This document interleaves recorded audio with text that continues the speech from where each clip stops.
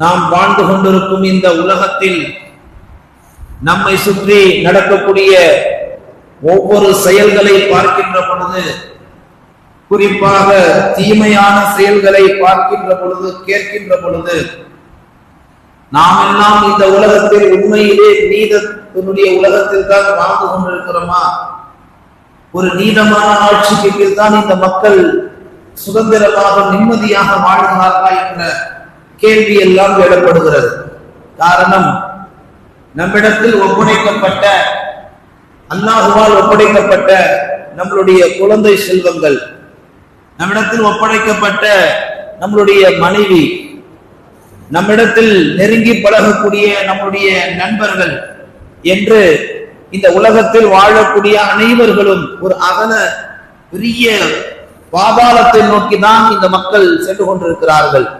சுருக்கமாக சொல்வதாக இருந்தால், இவர்கள் எல்லாம் ஒரு பெரிய அழிவை நோக்கி சென்று கொண்டிருக்கிறார்கள் என்றுதான் சொல்ல வேண்டும். அந்த அளவுக்கு இன்றைக்கு உலகத்தில் ஒழுக்கம் என்பது இல்லாமல் போய்விட்டது. இன்றைக்கு ஒரு தீமை செய்தால் அந்த தீமைக்கான தண்டனை கூட கிடைக்காது. தாராளமாக தீமை செய்யலாம், நம்மளை யாரும் கண்டிக்க மாட்டார்கள், நம்மளை யாரும் தண்டிக்க மாட்டார்கள், அரசாங்கத்தாலும் நமக்கு தண்டனை கிடைக்காது என்று சொல்லும் அளவுக்கு நீதிமன்றங்களுடைய தீர்ப்புகள் எல்லாம் இன்றைக்கு தவறு செய்யக்கூடியவர்களுக்கு ஒரு பெரிய வாய்ப்பாகவும், தவறு செய்வதற்கான கதவுகளை திறந்து விடக்கூடிய ஒரு சுலபமான ஒரு வழியாகவும் இன்றைக்கு உலகம் போய்கொண்டிருக்கிறது. ஒரு ஊரிலே 1000 பேர் வாழுகிறார்கள்.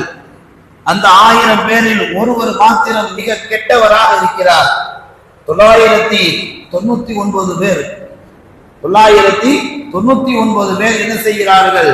படும் மோசமானவர்களாக வாழக்கூடிய அந்த ஒருவனுக்கு மத்தியில் மீதி உண்டான அத்தனை பேரும் நல்லவர்களாக வாழ்ந்து என்ன பிரயோஜனம்? 1000 பேர் வாழக்கூடிய ஊரில் ஒருவர் மாத்திரம் கெட்டவராக இருக்கிறார், மீதி எல்லோரும் நல்லவர்களாக வாழ்ந்து என்ன பிரயோஜனம்? அந்த எல்லோரும் சேர்ந்து அந்த ஒருவரை திருத்துவதற்கு முயற்சிக்க வேண்டும்.